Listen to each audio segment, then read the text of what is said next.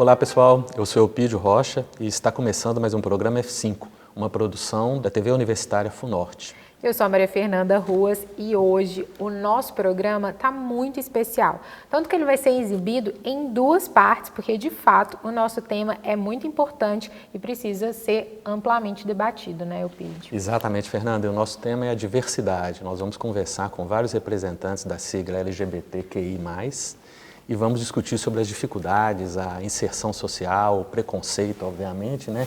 Sim. E a aceitação e a luta que todas essas pessoas têm e enfrentam para se inserir na sociedade, encontrar o seu espaço e combater todos aqueles preconceitos e aquelas ressalvas que a gente sabe que existem, né? Esse tema de fato merece visibilidade e o nosso objetivo aqui hoje é levar informação, levar conhecimento, educação, né? Afinal de contas estamos aí numa TV universitária e já está aqui com a gente o nosso primeiro convidado, que é o psicólogo Arley Simpson, que vai falar um pouco para a gente sobre todas essas questões, principalmente com relação ao preconceito. Seja bem-vindo, viu, Arley? Obrigado pela presença. Arley, muito obrigado pela presença e já iniciando assim o nosso bate-papo, né? Nós estamos em 2021, mas mesmo assim ainda existe muita desinformação em relação aos LGBT, né? LGBTQI+, né? Como é que você enxerga essa situação e qual seria, digamos assim, uma definição mais objetiva e mais direta para essa sigla, vamos dizer assim? A definição, né, eu prefiro não colocar uma definição específica, que tudo aquilo que você define, você só tira de uma caixinha para poder conseguir inserir em outra, né? Então, o que nós devemos entender é que a nossa sociedade é uma sociedade fluida, né? A todo momento nós temos aí transformações, vão aparecer, surgir novas demandas, e a gente tem que se adaptar, né? Infelizmente, uma maior parte da sociedade, ela estagna em determinados assuntos. E elas tendem também a não prosseguir, né, o desenvolvimento e acompanhar tudo que vem acontecendo na sociedade e as suas demandas, né, porque sempre vai existir, né, essas questões de demandas sociais, não somente, né, para nós que somos LGBTQIA+, né, mas em outras situações também, né, em outras pautas, né, que são importantes, né, para essas militâncias. Arley, eu já ouvi muito falar isso, a gente escuta isso com muita frequência. Entrou para a faculdade, virou gay, entrou para a faculdade, virou lésbica, etc, etc. Existe isso? Virar gay, virar lésbica? Então, virar não existe, né? Porque nós temos o comportamento humano. E assim, quando você entra para a faculdade, concorda comigo que a sua mente ela amplia um pouco mais? Claro. Então a gente fica mais livre para essas questões de expressões, né? Tanto que quando você pega uma pessoa que não tem um ponto de referência, né, na sociedade, na sua casa, ela passa por essa dificuldade maior na questão da sua própria aceitação, né? Diferente de quando você entra na faculdade, que você começa a entender como as pessoas funcionam, né? E isso é muito importante, porque vai vir quebrando algumas crenças que a gente tem, né? Não que necessariamente quebrem todas, porque a gente tem algumas crenças principais que a gente vai sempre levar para o decorrer da vida inteira, né, do nosso contexto, que é onde a gente faz o nosso julgamento de juízo de valores mesmo, né, do que é ético e moral, aceitavelmente, né, para a gente, e de tudo aquilo que a gente vem trazer mesmo, né, um pouco da nossa cultura, um pouco do que a gente aprende dentro de casa, né, um pouco também do que a gente entende, né, que tem de interação com as pessoas que a gente tem convívio, né, com os nossos amigos, com as pessoas da nossa sociedade mesmo. Em termos assim de orientação sexual, Arley, como é que se pode estabelecer essa orientação sexual, entender essa orientação sexual? Sim, é muito bom você perguntar isso, porque algumas pessoas têm a dificuldade de tentar entender, né? Mas o que muitas, né, religiões muitas vezes pregam, mas você nasceu homem, você nasceu mulher, né, e você está indo contra algo que é permitido, né? Muito pelo contrário, muitas vezes eles estão querendo camuflar algo que eles não conseguem dar conta de entender, né? Não que existe uma força maior que diga, olha, isso é permitido ou isso não é permitido, né? Muitas vezes falam muito do que a pessoa consegue dar conta ou não. E a gente, na biologia, né, a gente pode entender que a questão aí, né, da sexologia, né, da biologia, é exatamente com a finalidade de procriação, né, que é quando você tem ali uns picos, né, de altos e baixos, na qual você tem um determinado momento de hormonação que você procura exatamente um parceiro, né, que seja do sexo oposto, para que você consiga se procriar, né? Só que na psicologia a gente já vai discutir com uma visão muito mais ampla essa questão da sexologia, de como que funciona. Exemplo esse, né, que a gente vai sempre falar dos prazeres, né, que é da punção. Né? E o que seria a punção, diferente do sexo? A punção é tudo aquilo que nos gera prazer, né? E dentro dessa punção, a gente pode entender, né, que a gente faz essa procura exatamente daquilo que nos agrada, né? Daquilo que a gente se identifica, que é onde a gente vai criar algumas imagens, né, chamadas imagens de fetiche, que é somente com essas imagens que a gente consegue fazer exatamente o sexo, né, que não seja o sexo reprodutivo, né, que é quando a gente faz o sexo do desejo mesmo. E é muito importante a gente pensar nisso, porque as pessoas viram falar, ser gay é errado, o sexo, né, homoafetivo é errado, né? E a gente entende, né, que o sexo fora do contexto, independente, né, de qualquer coisa, fora do contexto que seja do reprodutivo, tudo aquilo que você usa fora do contexto reprodutivo, né? Seria errado. Seria errado, porque na verdade, errado assim, né, entre aspas. Assim, errado que eu quero dizer, né? Seria o oposto, né, assim dizendo.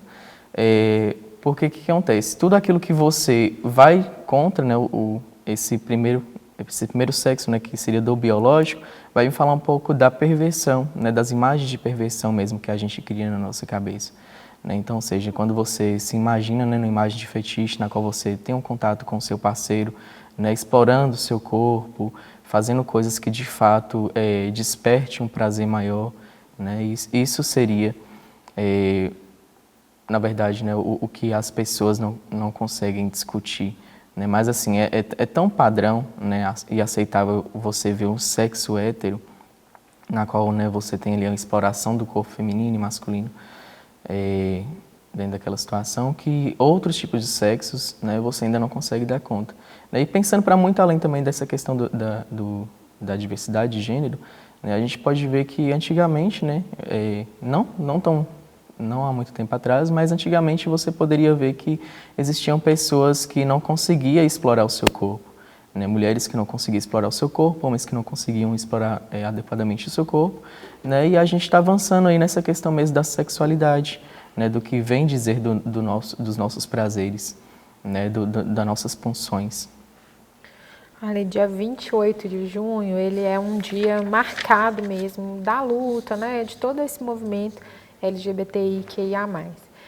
E é um dia que ele marca a luta contra o preconceito. Se a gente, do ponto de vista psicológico, esse preconceito todo sofrido por essas pessoas, a gente pode considerar, psicologicamente falando, que seria uma doença? Então, é porque a gente tende a sempre patologizar todas as coisas, né? Então, tudo aquilo que de fato você começa a ser extremo demais ou que sai do contexto, né, que aceitavelmente, novamente falando, do ético e moral, a gente tende a julgar, né, até que aquilo ali comece a ser aceito. E como seria essa forma de ser aceito ou não? Né? Nós temos diversas vias aí, né, que podem ser introduzidas, uma delas é o capitalismo, então tudo aquilo que o capitalismo ele introduz na sociedade, ele começa a passar a ser aceito. Né, igual mesmo uma roupa que você usa hoje, que ela é brega, se o capitalismo vem com a moda e lança uma novidade, ele começa a ser aceito, né, porque ele começa a ser rentável. Então ele novamente volta para o ético e moral. Né, e o ético e moral está sempre tendo esses ajustes. Né, igual, por exemplo, em religiões que antigamente você não podia assistir televisão, né, acaba que eles têm ali um diálogo, né, entre eles e começam a perceber a importância, né, que é discutir sobre esses determinados assuntos. Né, e você vê que eles começam a ter alguns princípios que antigamente eram julgados até mesmo dentro do próprio grupo. Né? E essa questão do preconceito, da aceitação, é muito importante a gente sempre discutir, porque se você, né, a gente fala assim, mas vocês estão militando em prol de quê? Nós estamos militando exatamente em prol de não uma aceitação, né, mas de que as pessoas consigam entender o que, exatamente a mensagem, então o nosso dia a dia do que a gente, né, vive, né, porque tem muitas pessoas que viram e falam, mas vocês estão tentando empurrar a goela abaixo, né, vocês estão tentando fazer com que a gente acredite que é isso que vocês têm para nos introduzir na sociedade, e não é, né, você não precisa participar, ou você não precisa ser um LGBTQIA+. Você só precisa respeitar e entender que a vida do outro funciona daquela forma, né? Então, é muito importante porque tem hora que no direito também é necessário, às vezes, a gente trazer alguns requerimentos, né? Porque, igual hoje, né? Uma mulher trans, ela só consegue fazer uma troca de titularidade, né? Uma redesignação de nome, sem muita burocracia, exatamente, né? Por questões de militância, né? Por questões de requerer um direito. Então, é exatamente dessas coisas que a gente sempre vem recobrando, a gente sempre vem tentando enfatizar, né? Porque eu acho isso um absurdo, né? A gente ter que requerer coisas que diz respeito a gente, né? E que, infelizmente, está sob um controle social do que eles podem permitir. Na verdade, vocês cobram, vamos dizer assim, uma política da boa vizinhança, né? Que cada um está ali dentro do seu quadrado, cada um tem, né? E ninguém precisa entrar, né? Exatamente. É porque quando você começa a pensar o ser humano muito para além do que você vê, né? Você consegue entender exatamente qual é a mensagem que as pessoas querem passar, né? Porque assim, não quer dizer do que você concorda ou não, né? Não quer dizer que a gente tem que julgar com os nossos olhos, com o nosso crivo, né? Do que a gente acha certo ou errado. A gente só tem que entender que aquele ser humano, ele funciona daquela forma, né? Ele tem a sua forma de se comportar no mundo, a sua forma, né, de se expressar no mundo, e aquilo deve ser respeitado, né? Desde que você também não seja etnocêntrico, que é quando você afeta também o espaço do outro, o campo do outro, né? Mas quando diz respeito de você, né, e que não seja algo que fuja, né, ali exatamente do que é legal, é necessariamente, né, discutir que tem que ser aceitável. No fundo, a gente passa por um processo de luta, né? As chamadas minorias, né, estão num processo de se tornar visíveis, né? Se apresentar para a sociedade entender que eles existem, entender o espaço que eles ocupam e permitir, aceitar, respeitar esse espaço. É claro que nós vivemos numa sociedade ainda muito preconceituosa por vários motivos, né? Você como psicólogo, como militante, como representante dessa minoria, vamos dizer assim, quais os grandes problemas que você identifica nessa sociedade, esses desafios que precisam ser superados ainda? Infelizmente, hoje na sociedade, um dos maiores desafios é a gente tentar dar conta do que é realmente do outro e não da gente, né? E isso acontece que é muito pano para manga, situações que você leva até para terapia, né? Muitas pessoas vêm trazer N fatores, até mesmo na terapia, para poder falar, mas eu não estou conseguindo dar conta disso, não estou conseguindo dar conta daquilo. E sempre quando a gente vai fazer ali, exatamente o mapeamento dos problemas daquela pessoa, a gente consegue entender que mais ou menos 80% dos problemas que ela vem trazer na terapia não diz respeito a ela, diz respeito ao que ela não está conseguindo dar conta de fazer com a outra pessoa, né? Porque a gente só consegue ter controle mesmo do que a gente escolhe para a gente, né? E quando você diz, igual, por exemplo, eu não consigo dar conta porque, um exemplo, né, o meu marido ele não me aceita dessa forma. Então é necessário a gente repensar, porque se o seu marido não consegue, né, te aceitar de um jeito, então não diz respeito a você, né, ou então do que você consegue dar conta, diz respeito a ele. Só que a sociedade ainda está engatinhando, né, nessa situação de ainda tentar conseguir dar conta do que é do outro, essa questão mesmo da sexualidade, né? Mas eu não aceito uma pessoa gay, mas eu não aceito. Gente, não é necessário você aceitar, é necessário você apenas respeitar, né? Porque o que você tem que de fato dar conta é do que se diz respeito ao que é seu. Respeito é fundamental. É uma máxima já antiga, né, vamos dizer assim. Na verdade, para qualquer coisa, né, independe, movimento LGBT, independe, né, respeito é importante. Eu queria te perguntar, com relação a uma coisa que eu tenho visto muito, né, está aí em discussões, né, acaloradas até, que é a questão do homeschooling. E eu tenho visto muitas pessoas justificando isso, essa vontade, esse sentimento de educar seus filhos dentro da própria casa, porque a escola estaria ensinando doutrinas, estariam ensinando questões, por exemplo, voltadas ao movimento, que proporcionaria aí um conhecimento para essas crianças, para esses adolescentes, e aí volta aquele negócio, né? Virar gay, virar lésbica, etc. Será que, de fato, a escola está ensinando? Eu queria que você explicasse assim, para as pessoas se o conhecimento sobre isso, talvez incentivar o respeito das crianças por essa diversidade, de fato vai fazer com que essas crianças virem gays, virem lésbicas, né? Eu estou usando muito essa palavra virem porque eu escuto muito essa palavra em vários ambientes. Ela está sendo usada entre as várias aspas que ela precisa. Sim, mas é porque, de fato, essa palavra ela é muito utilizada pelas pessoas, né? As pessoas entendem que é assim, entrei num funil, entrei sei lá, numa ponte, num tubo, sair lá do outro lado uma outra coisa, né? E pelo que você está falando, não é bem assim. A gente nasce, né? A pessoa precisa nascer, já é alguma coisa que, né? Então, nessa pergunta, né? Eu vou estar falando um pouco mais sobre ela, mas eu vou colocar também um ponto que é bem subjetivo, né? Fala muito mais de mim do que exatamente o que as pessoas querem ou não aceitar, ou do que as pessoas querem ou não concordar.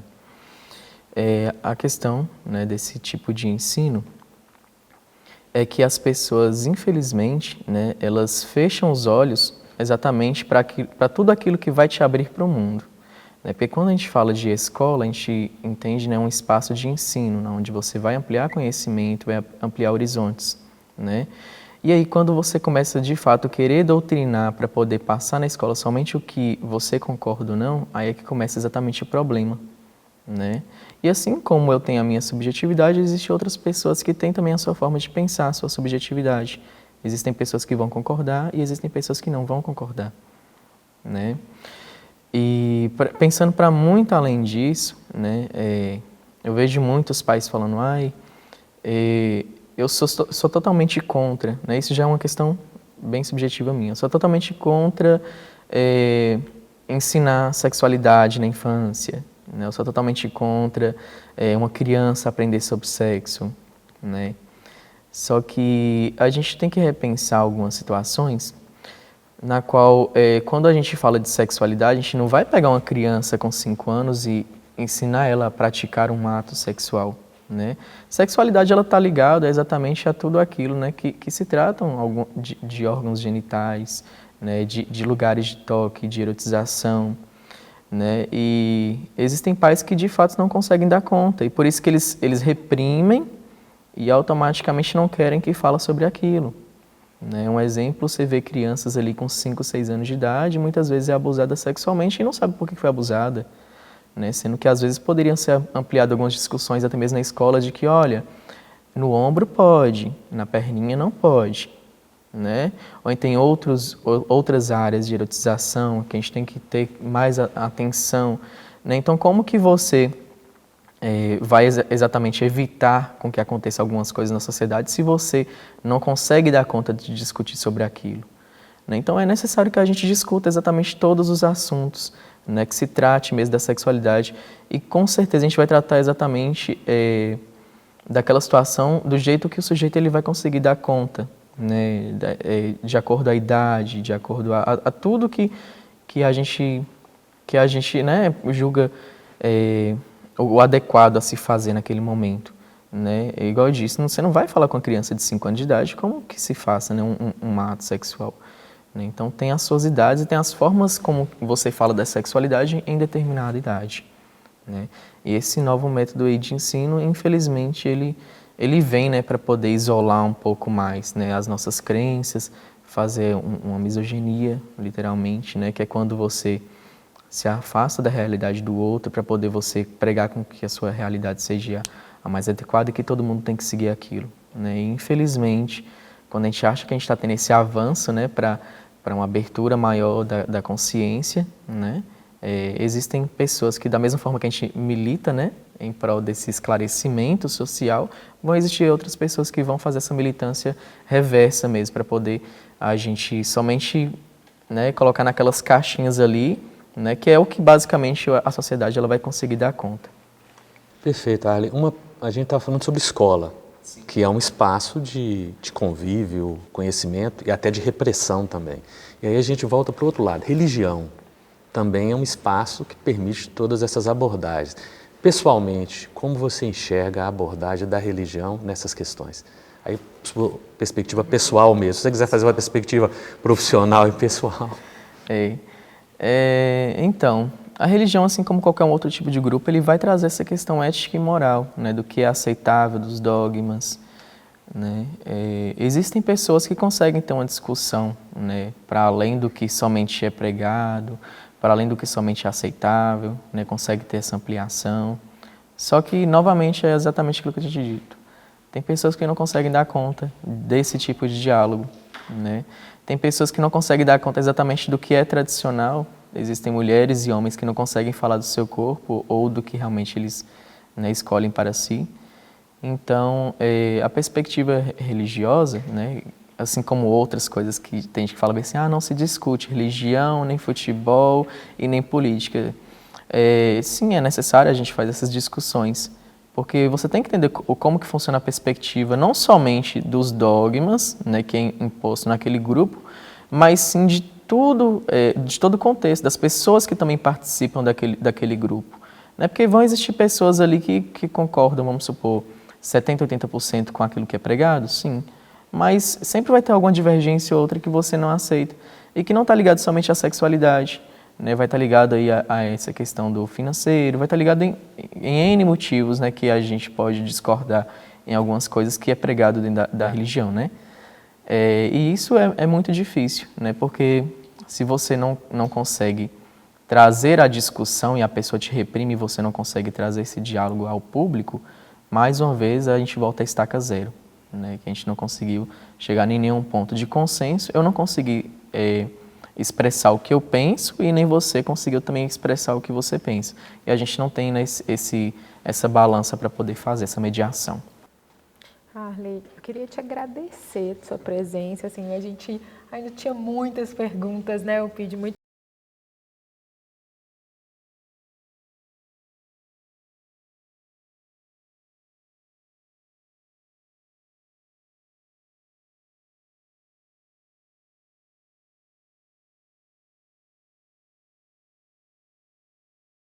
Reiterar os agradecimentos aqui de Fernanda, né? E seguramente a gente se reencontra discutindo outros temas. Com certeza, né? em breve. Sim, será um prazer. A gente volta daqui a pouco com mais entrevistas. Daqui a pouquinho.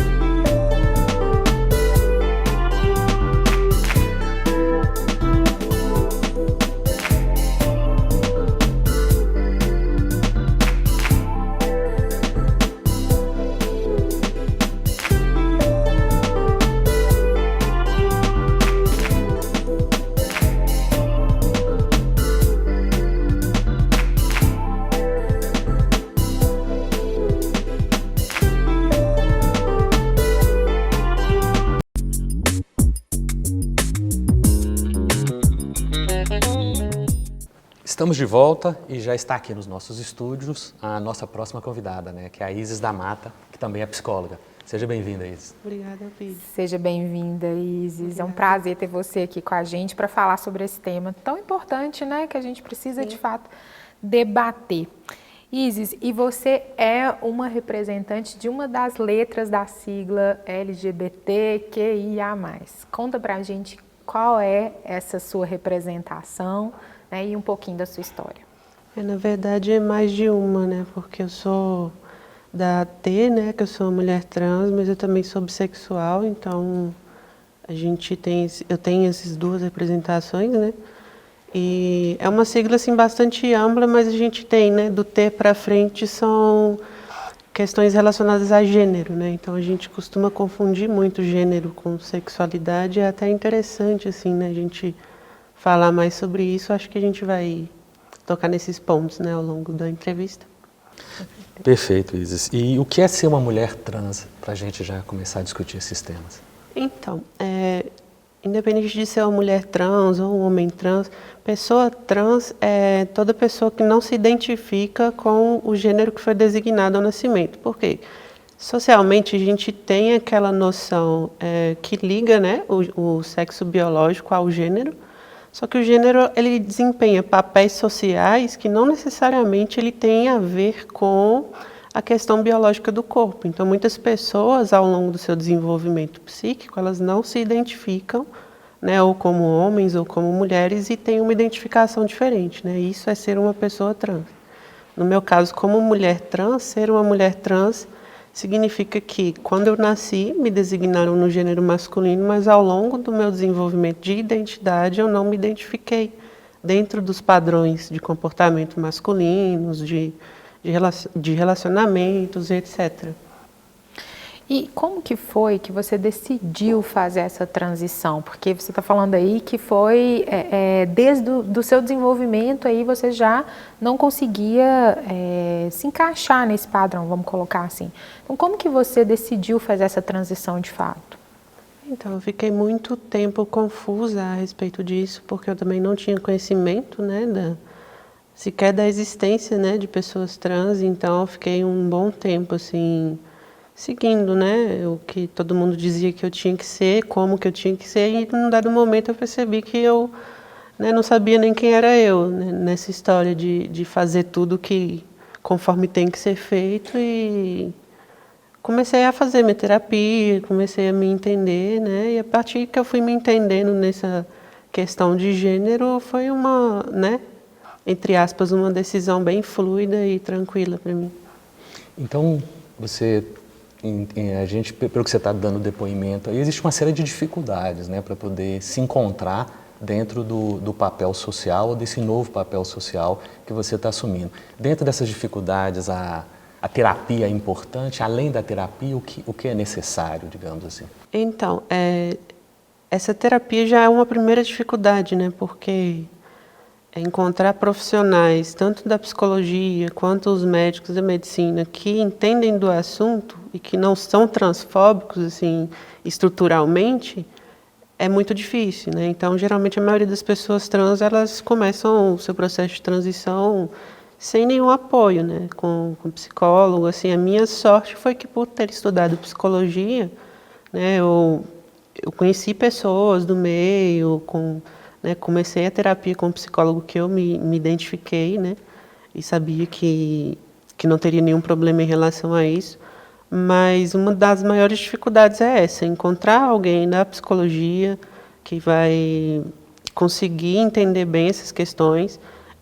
Tem os processos, né, que envolvem na transição de tratamento hormonal, que é quando a gente modifica as características do corpo masculinas para femininas, né? Então, assim, são os hormônios quem ditam a aparência, o fenótipo masculino ou feminino. Então, para isso, tem que ter um acompanhamento com o endocrinologista. Então, também é outra dificuldade. Além dessa, o acesso a esses hormônios também é uma dificuldade. A gente não tem no Brasil nenhuma dessas medicações fabricadas voltadas para a transição de gênero. Então, a gente, mesmo com médico, também é teste, né? Mesmo com médico, a gente acaba também sendo cobaia desses médicos. E acho que a maior dificuldade é essa, né? De encontrar apoio no sistema de saúde e dando seguimento, né, de se manter na sociedade nesse processo de transição, porque para mim hoje é muito fácil, é tranquilo, né, depois de 2, quase 3 anos de transição, mas nesse processo é muito conturbado, assim, sem ter esse apoio eu acredito que seria bem mais difícil. Você falou sobre a questão dos hormônios, né, que aqui no Brasil não tem, etc. E o Sistema Único de Saúde, o SUS, ele tem algum tipo de apoio para essa transição ou não? Tem que ser alguma coisa particular mesmo? Você tem que investir do seu próprio bolso para ir? Olha só, no papel o SUS deveria fornecer todo esse acompanhamento multidisciplinar e os hormônios também, né? Mesmo sendo, né, os que são usados geralmente são anticoncepcionais, eles não são o ideal para isso, mas funcionam. Mas na prática é uma coisa muito dificultada. Primeiro que a porta de entrada na atenção primária, as pessoas não são capacitadas para receber uma pessoa trans. Então ninguém vai se sentir confortável de marcar uma consulta, de começar esse tratamento lá. E uma série de processos que vão dificultando esse acesso. Então, assim, no Brasil, o que acontece é que existem centros de referência LGBT em alguns lugares. Aqui em Minas só tem em Belo Horizonte e Uberlândia. Acho que na semana passada eu recebi uma notícia que abriria em Juiz de Fora, então só temos essas 3 cidades, que é um local onde os profissionais já estão preparados, a gente já chega, já tem contato com psicóloga, assistente social, clínico geral, enfermeiro, endocrinologista, psiquiatra. Então, assim, tem esses locais que existem esses atendimentos, mas de modo geral, né, a gente não tem. Aqui em Montes Claros, por exemplo, não tem. Uma das questões que envolve essa questão do atendimento também é a cirurgia de transição. Você tem intenção de fazer essa cirurgia? Como é que funciona esse processo? Então, muitas pessoas acham que ser mulher trans ela está relacionada à necessidade cirúrgica, né? E, na verdade, a grande maioria das mulheres trans, elas não sentem vontade, não sentem nenhum desconforto em relação ao órgão genital, né? É uma cirurgia que eu tenho vontade de fazer, mas, assim, o processo para conseguir isso, por exemplo, pelo SUS, a gente tem que acessar esse centro de referência, passar por 2 anos de acompanhamento e entrar na fila. Essa fila, ela hoje, por questões políticas e burocráticas, vai de 10 a 15 anos. Então, assim, o caminho... Esperar por isso é muito tempo, né? Então, assim, eu tenho... Né, até agradeço assim, a Deus pelo privilégio que eu tenho de ser psicóloga, de conseguir trabalhar e ter uma perspectiva de conseguir fazer isso do meu bolso, mas também não é uma cirurgia muito barata, né? É uma cirurgia que custa em torno de 60, 70 mil. Então já é alguma coisa que precisa de um planejamento maior. Muito. E me fala uma coisa, assim, eu como mulher, eu já enxergo as dificuldades de ser mulher. E ser mulher trans, você acredita que ainda traz uma bagagem de dificuldades maior por todo o preconceito, a transfobia e etc? Com certeza, né? A gente é o país que mais mata pessoas trans, né? Dessas pessoas que são assassinadas, né? Acho que todas são mulheres trans ou travestis. E a dificuldade ela é muito grande, desde a conseguir permanecer no sistema de educação para ter uma boa formação, desde conseguir entrar no mercado de trabalho, né? Essas dificuldades que a gente já falou também, né? De acessar esse processo de transição com o apoio do sistema de saúde. Então, são várias questões assim que eu acho que, né, para além de ser mulher, as coisas que a gente passa por ser mulher, ainda tem essas questões do preconceito, né? Que infelizmente está enraizado, né? E abordando então essa questão do preconceito, como você enxerga as ações que podem ser tomadas para tentar reverter isso? Você tem uma postura mais militante em relação a isso? Então, a gente vive um processo de despatologização das identidades trans, porque o que deu manutenção e instaurou esse preconceito ao longo do tempo passou muito pelo poder médico, jurídico e religioso também. Então, tudo que a gente tem hoje de preconceito em relação à população trans, ele parte daí, de leis, né, que proibiam, né, que não permitiam um acesso a uma mudança de nome, um acesso a um sistema de saúde, de religiões que demonizavam as identidades trans, né, e passaram isso para frente, e também do sistema de saúde, que começou a colocar as identidades trans como uma categoria de transtornos mentais. Então, foi só em 2018 que a gente teve uma revisão da CID que tirou a transexualidade da categoria de transtornos mentais, né? Eles têm uma nova categoria agora de condições relacionadas à saúde. Por quê? Que a gente precisa também desse amparo de estar lá na CID para conseguir fazer cirurgias, né? Porque o sistema jurídico ele também pede isso, né?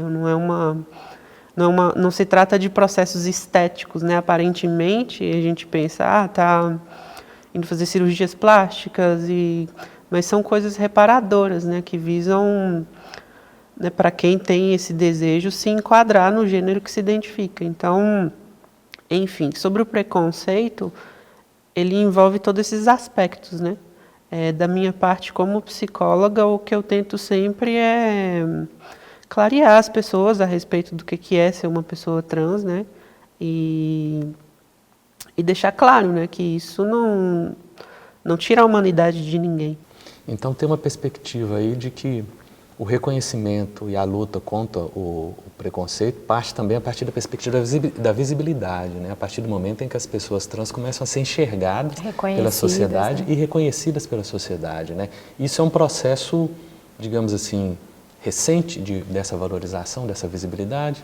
Bem recente, né? A gente, em vários níveis, né? A sociedade ela sempre padronizou muito, né? Quem tinha visibilidade, quem não tinha, né? Eu acho que pessoas trans foram ficando por último aí nessa história, né?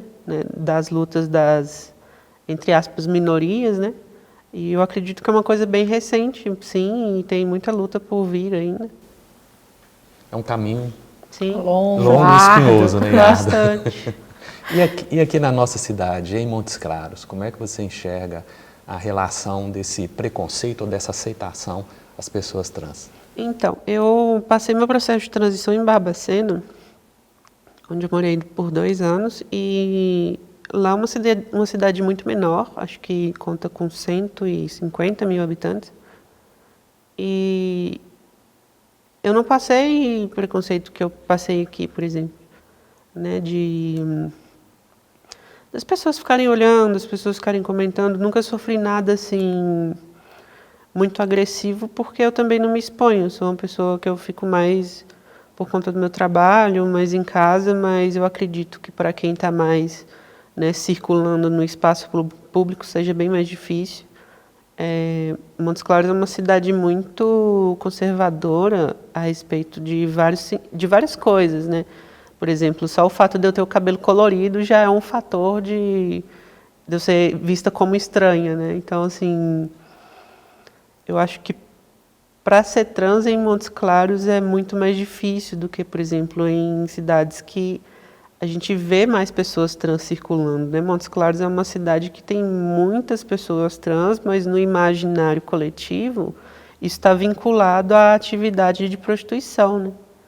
Então, acho que isso tem um peso muito grande em como que a população da cidade enxerga e trata as pessoas trans. Você falando isso aí você abordou a questão da prostituição. Então, até causa um estranhamento para as pessoas na hora que vão para fazer uma terapia com você e percebem que você é uma mulher trans. Você acha que existe esse preconceito no seu ambiente de trabalho também? Olha, com certeza deve existir, só que eu não costumo trabalhar assim. O meu trabalho na clínica eu já deixo claro, eu me posiciono, né, nas minhas redes sociais como mulher trans, e o meu atendimento ele é direcionado para a população LGBT. Então, assim, acaba que da forma como eu trabalho e me posiciono, isso facilita para mim o meu trabalho, mas se fosse um contato, né, com pessoas, né, heterossexuais e cisgênero, né? Cisgênero é quem não é transgênero. Então, se fossem essas pessoas, eu acredito que sim, teria muito preconceito, né? No caso de não saber, né? Não se atentar e descobrir e sentir algum desconforto. E como que você se sentia antes dessa transição? Eu me sentia uma pessoa sem perspectiva, né? Como eu disse, eu só era o que as pessoas diziam, né? O que a minha família esperava de mim, o que a sociedade esperava de mim. Então, assim, eu nunca sabia, assim, quem era eu, onde eu me encaixava, né? A diferença que eu vejo, assim, para hoje é que eu tenho certeza, né, de quem eu sou, eu tenho certeza de qual papel que eu desempenho na sociedade e, assim, a diferença para mim ela é muito grande nesse sentido. A gente falou um pouco aí sobre essa questão da visibilidade, aí me veio uma pergunta, assim, bem de última hora, vamos dizer assim, né? Existe uma representação de personagens trans muito através da cultura pop, em filmes, seriados, livros, né? E isso tem crescido muito nos últimos anos. Isso é saudável? É importante? Eu acredito que seja saudável, seja importante no sentido de tornar mais visíveis essas questões. E acredito que seja extremamente importante para as pessoas poderem se ver nas telas, né? Qual que é digamos assim, a sua avaliação sobre esse momento em que as pessoas trans estão se tornando mais visíveis também em produções da cultura pop? Eu vejo isso de forma extremamente positiva. Eu também trabalho um pouco com arte, né? Eu sou musicista, sou pianista. E vejo que a gente estar nesses espaços faz uma diferença muito grande para as pessoas que não estão, né? Para as outras pessoas trans que estão se sentindo oprimidas, que estão num processo de transição.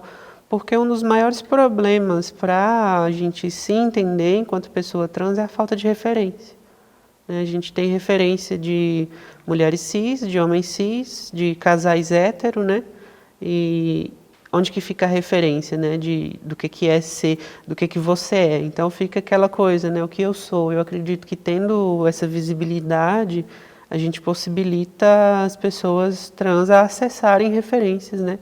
E referências diferentes desse imaginário pejorativo, né? Que está muito enraizado na cultura. E tem alguma obra que você recomenda para as pessoas assistirem, para pelo menos ter uma noção, uma ideia do que é o universo? Tem uma série muito interessante na Netflix, chama Pose. Eu acho ela muito boa, bem legal nesse sentido. Uma série fantástica, Pose, né? Muito boa. Eu já tive a oportunidade de assistir as 2 temporadas e é sensacional. É muito boa mesmo, uma ótima recomendação. Isis, a gente já está caminhando aqui para o final da nossa entrevista. Eu queria que você falasse aí para a gente o que seria o ideal, talvez a comunidade, a sociedade, a cidade dos sonhos para uma mulher trans. Aliás, não só uma mulher trans, né, mas todos os representantes ali da sigla LGBTQIA+, se viver. É interessante pensar nisso porque é um ideal baseado em coisas básicas, né, que a gente não tem. Então, não é uma conquista de algo que está para além das possibilidades.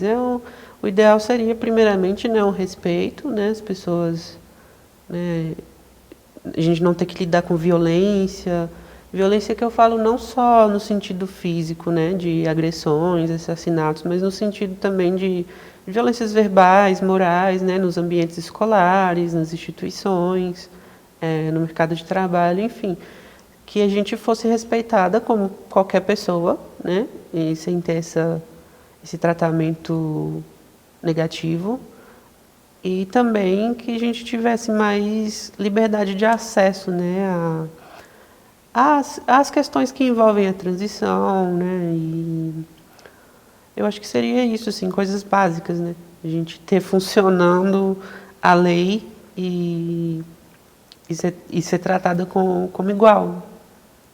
Uma coisa bem...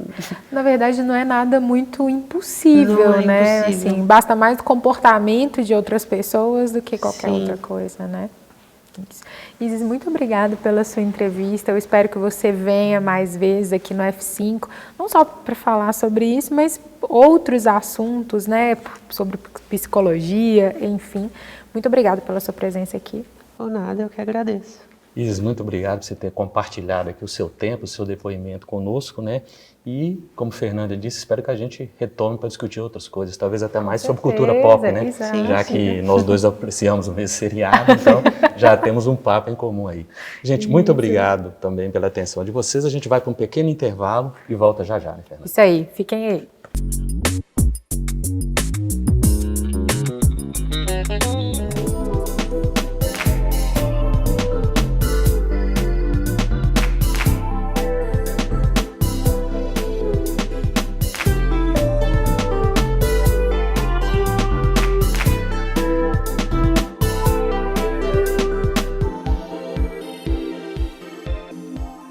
finalmente a gente contou para os nossos pais do nosso casamento.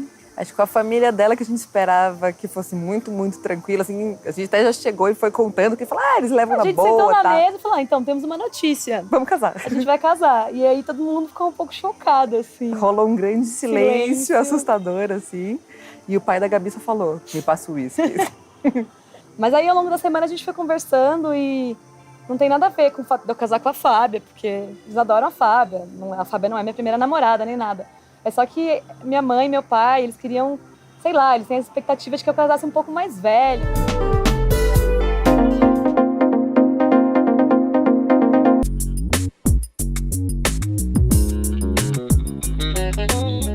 Olá pessoal, estamos de volta e como já foi dito antes no primeiro bloco, né, o tema de hoje, né, Fernanda, é extremamente interessante e importante, né? Irrelevante e etc. Pois é, pessoal, a gente já está aqui com o nosso novo convidado. E antes até da gente passar para a entrevista, eu queria reforçar que o nosso programa de hoje ele vai ser exibido em duas partes, porque de fato a gente tem muitas pessoas para entrevistar e trazer conteúdo. E está aqui no programa, aqui no estúdio, desculpa, com a gente, o Wellington, que é representante aqui da Aliança Nacional LGBTI+, e ele vai falar um pouquinho sobre e várias outras questões. Seja bem-vindo, Wellington. Obrigado. A Aliança Nacional ela é uma organização civil pluripartidária, ou seja, engloba quem quiser participar. Ela nasceu mais ou menos em 2014, em 2016 começou seu trabalho. E o que ela busca é a garantia e permanência de direitos a todos os LGBTI+, independentemente de quem seja. Se há necessidade de reivindicar o direito para essa população, componente da sigla, há necessidade de manter e de buscar esses direitos mediante a sociedade civil. A ação da aliança, né, mostra que existe problemas de política pública, né? Existe uma falta de política pública, ou falha, ou existe uma falha, ou existe uma política que é justamente o contrário do que a aliança reivindica e do espaço que a aliança necessita ocupar. Como é que vocês lidam com essa questão política mesmo? Né? Olha, o primeiro nós pegamos a Constituição de 1988. Ela está lá. E aí, a partir dela, toda a sua organização da sociedade brasileira deve pesar para a Constituição brasileira. Infelizmente, alguns grupos ainda não existiam nessa época, ou se existiam, foram silenciados. Mas, por exemplo, a Constituição diz que ninguém deve sofrer nenhum tipo de preconceito, que todos são iguais perante a lei. Então, pronto, se todos são iguais perante a lei, vamos ver o que os LGBTs estão sofrendo. Por exemplo, a união civil, casamento. Se todos são iguais perante a lei, eles deveriam ter direito ao casamento. Antes não tinham, então a gente precisa corrigir. Aí vem as políticas públicas para essa correção. Outro ponto, todos têm o direito à vida. Tem LGBTI+ sendo assassinado. Então a gente precisa corrigir. Por quê? Quem manda é a Constituição no Brasil. Não é nenhum outro tipo de livro. E se a Constituição está lá, a gente precisa seguir e correr atrás dos direitos. Wellington, você falou aí sobre a questão de mortes, né? A gente tem visto aí, esse ano de 2021, tiveram muitas mortes, né? Agora, junho, julho, várias mortes. Você acha que a violência talvez seja, de fato, o principal desafio dessa população LGBTI? Então, é interessante porque a violência, ela é a consequência. Ela é uma consequência. E muitos de nós, brasileiros, acreditamos que nós devemos atacar ou lutar contra a consequência. E não. Nós devemos lutar contra a causa. Porque se você ataca a causa, a consequência ela deixa de existir. Então, por exemplo, a maioria das pessoas que morrem são por homofobia ou transfobia. Eu gostaria de lembrar que as mulheres trans estão sendo assassinadas. E elas são assassinadas por esse motivo, por esse preconceito que vem de um desconhecimento, que vem de falta de políticas públicas, como, por exemplo, mesmo colocar essa violência no grupo de crimes graves e hediondos, para que as pessoas pensem antes de poder praticar, por exemplo. Então, assim, a violência, ela sempre vai ser uma consequência. E a gente tem formas de trabalhar, seja uma educação na segunda na segunda infância e na adolescência, porque é necessário que as pessoas conheçam. Separar Estado e religião, porque a maioria desses assassinatos, eles vêm por causa dessa junção das pessoas confundirem o que é direito de todos e o que é meu direito religioso. Então, essa também é uma das formas de combater essa causa. E outra questão também que é interessante é o combate da transfobia mesmo, porque há uma relação intrínseca entre o Brasil ser o país que mais mata travestis, transexuais e transgêneros e ser o país que mais consome pornografia de travestis, transexuais e transgêneros. Então, há essa relação. Mas, como eu disse, a violência não é o problema. O problema é a causa, que vem da homofobia e da transfobia. Falando nessa questão de violência numa perspectiva mais pessoal, Wellington, você já teve que se esconder, se ocultar por medo? Você já sofreu violências? Então, é interessante porque eu tenho passabilidade social, que é eu saio daqui, entro dentro do Uber, fico calado, não falo com nada, volto para a minha residência, pronto. Não tive nada, ele olha para mim, um homem de 1,74, até eu, a não ser que eu esteja com a camisa e com o bottom, aí pronto. Eles percebem a minha sexualidade. Então, eu tenho essa passabilidade. As pessoas que vão de encontro à norma, que são as pessoas mais afeminadas, elas não têm a passabilidade.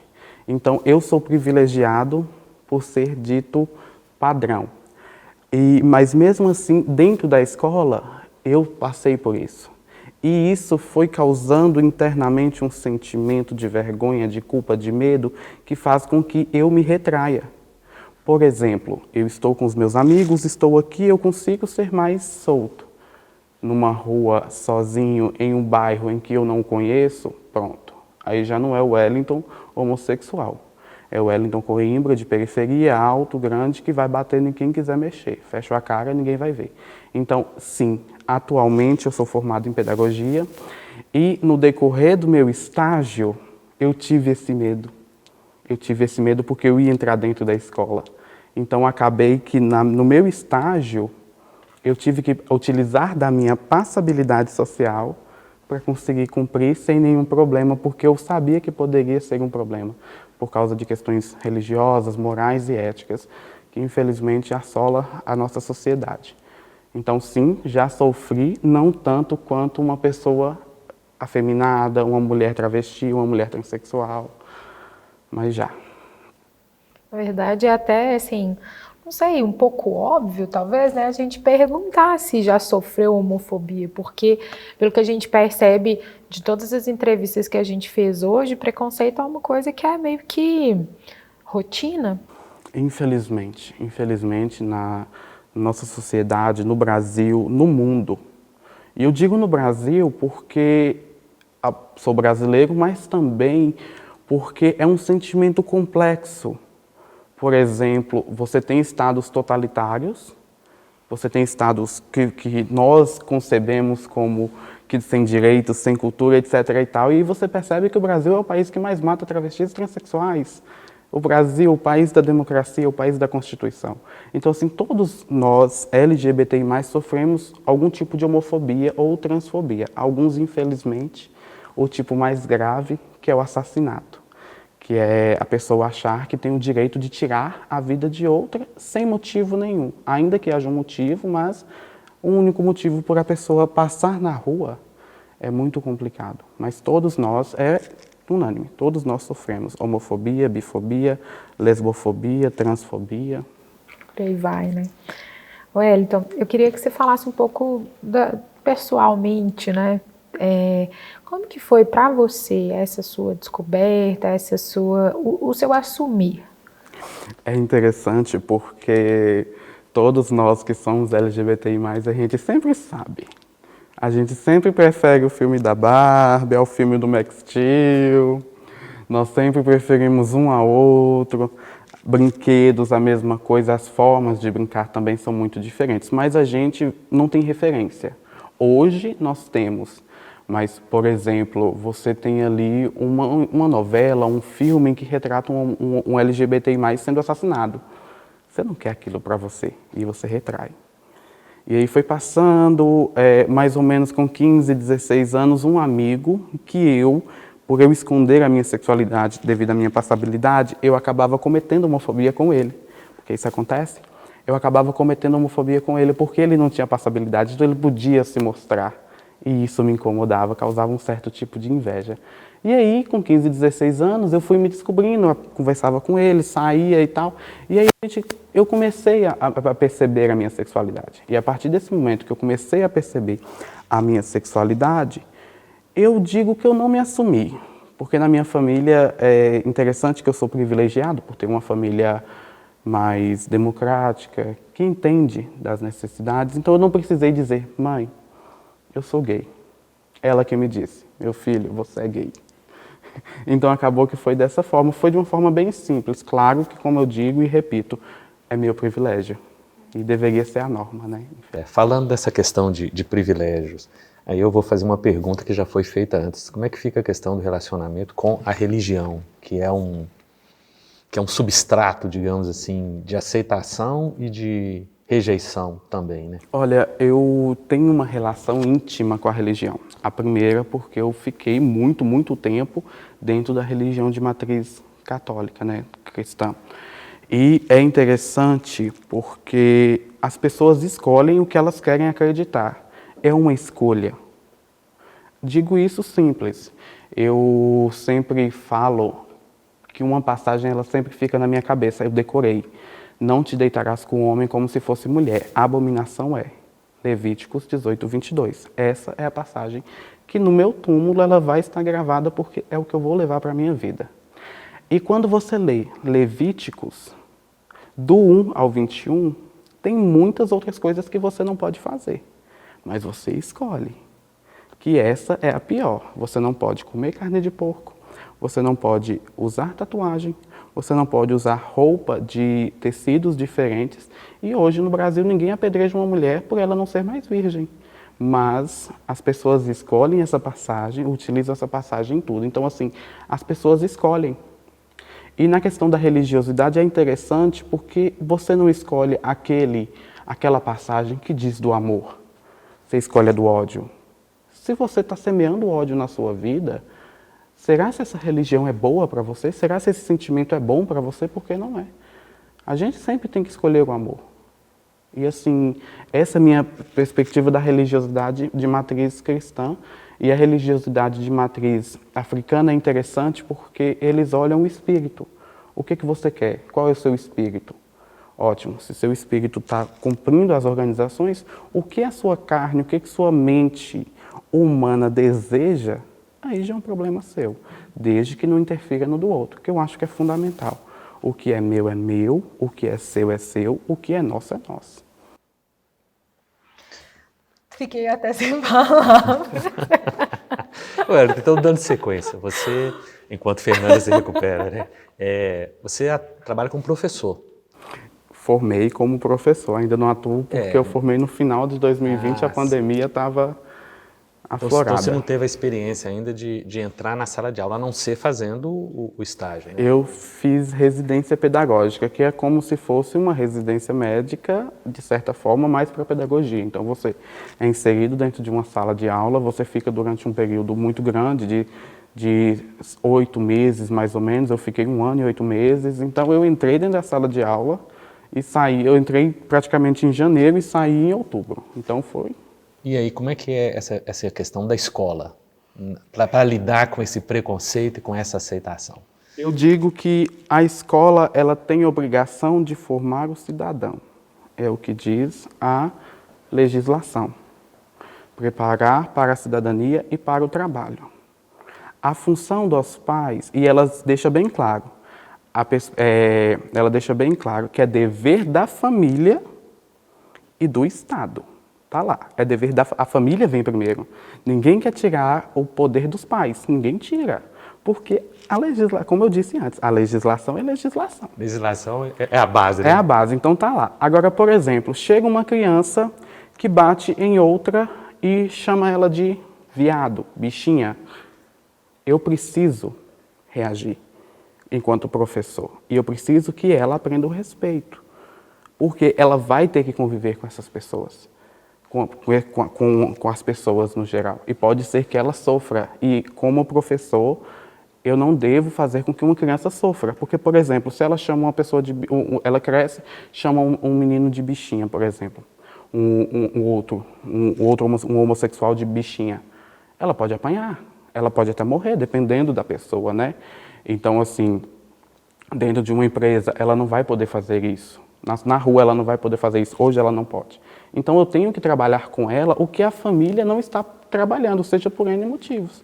Então, se é um problema, a escola precisa corrigir, porque a função da escola é preparar as crianças e o indivíduo para a cidadania e para o trabalho. Primeiro, a família. Se ela não está fazendo, a escola tem que fazer. Precisa atuar, né? Precisa atuar. Ô Wellington, e me fala uma coisa, a gente aí, voltando, né, novamente à questão da aliança, você acha que essa promoção, essa visibilidade toda, né, do movimento, ela ajuda a garantir esses tratamentos mais justos, né, esses direitos iguais, enfim? Então, é interessante porque volta a questão da escolaridade também. Muitos LGBTs, eles não têm acesso a uma escolaridade adequada, porque saem da escola. Se você pega mulheres travestis, transexuais, elas saem da escola. Elas não podem usar o banheiro, então elas preferem sair. Não conseguem, na verdade, né, conviver num ambiente que fica hostil, né? E se você não tem acesso a uma educação de qualidade, você não tem acesso aos seus direitos básicos. E aí o nosso trabalho é o seguinte, eu tive o privilégio de poder entrar numa universidade, passabilidade, como eu disse, ter acesso ao conhecimento natural, humano e tudo mais. Hoje eu tenho acesso à legislação e eu sei que no artigo 40 condena a injúria. E uma mulher trans, quando ela não tem seu nome respeitado socialmente por uma instituição pública, por exemplo, é crime. Ela precisa ter seu nome social respeitado. Eu sei, ela não. Então, assim, o que a gente pede, como você mesmo falou, o que a gente pede é direito, não é mais. Nós não queremos que, por exemplo, mesmo, que os LGBTI+, não paguem imposto e não declarem imposto de renda, por exemplo. Seria até bom. Mas a gente não quer, por exemplo. Esse seria um privilégio. O que nós queremos é direito. E eu sempre digo, dever é dever. Eu estou aqui de camisas, com outra camisa, com uma calça. Eu não posso vir de cueca, eu não posso vir pelado, porque senão eu sou preso. Então, se é meu dever cumprir com as minhas obrigações, os meus direitos também devem ser respeitados. E o que a gente busca é o respeito de direitos para todos os cidadãos, independentemente de classe social, credo, orientação sexual e de gênero, porque quem manda no Brasil é a Constituição. Você falou uma coisa extremamente interessante que a gente estava discutindo antes, Wellington, que é a questão da orientação sexual e de gênero, que está ligada às pessoas intersexo, né? Que é justamente o I da sigla. Explica um pouco isso aí para a gente, porque... Então, orientação sexual é basicamente o que eu gosto. Temos homossexuais, bissexuais, pansexuais, enfim, vou usar esses três. Os homossexuais gostam de iguais. Por exemplo, eu me relaciono com homens, é meio igual. Os bissexuais gostam dos dois gêneros, os pansexuais gostam apesar do gênero, independentemente. Ponto. É minha orientação sexual, o caminho para qual eu gosto. A orientação de gênero é quem eu sou. Eu, Wellington Coimbra, sou homem. Me visto como homem, acredito que eu sou homem, gosto de algumas coisas de homem, algumas coisas de mulher, porque acontece muito nessa questão de gênero. Então, a orientação de gênero é quem você é. Por exemplo, você é mulher, você é homem. A questão de gênero é diferente de orientação sexual. Porque, por exemplo, eu posso ser homossexual. Eu gosto de homem, mas isso é o que eu gosto, não quem eu sou. E a questão da orientação de gênero é mais complexa porque ela causa mais transtorno. As mulheres transexuais e travestis são mais assassinadas do que homossexuais, por exemplo, homens. Então há essa diferença da orientação de gênero, que é quem você é. E aí entra o T da sigla, que é travestis, transexuais e transgêneros. Há uma diferença entre esses três. E o I, que é o intersexo, que vem na questão do gênero, porque muitas das vezes são designados para um gênero e eles são de outro gênero, porque eles não têm o direito à resposta de poder falar o que eu sou. E o T, que é orientação de gênero. Por exemplo, uma mulher travesti, uma mulher transexual, ela vai apanhar não porque ela gosta de homem, como é o meu caso. Ela vai apanhar porque, para as pessoas, ela deveria ser homem e não mulher. Então, tá vendo que tem uma diferença? Aí, por isso que a gente engloba a orientação sexual e de gênero, porque é diferente. E há uma necessidade da gente olhar o indivíduo no seu íntimo mesmo. O que é que você necessita? O que é que está te afetando? Porque o que me afeta não te afeta.